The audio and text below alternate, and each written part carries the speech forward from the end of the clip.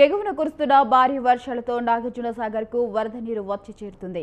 దీంతో 20 క్రస్ట్ గేట్లు ఎత్తి నీటిని విడుదల చేశారు అధికారులు. 18 క్రస్ట్ గేట్లు 10 అడుగులు, 2 క్రస్ట్ గేట్లు 5 ఫీట్ల మేర ఎత్తి 2,86,434 క్యూసెక్ల నీటిని దిగువకు విడుదల చేస్తున్నారు. ఇక ఇన్ఫ్లో 3,19,726 క్యూసెక్లు ఉండగా అవుట్ఫ్లో 3,19,726 క్యూసెక్కులుగా ఉంది. ఇక పూర్తి స్థాయి నీటి మట్టం 590 అడుగులు. ప్రస్తుతం నీటి మట్టం 590 అడుగులు. విద్యుత్ కేంద్రంలో విద్యుత్ ఉత్పత్తి కొనసాగుతుంది. లంచ్ ఇంటికి పోయినా కదా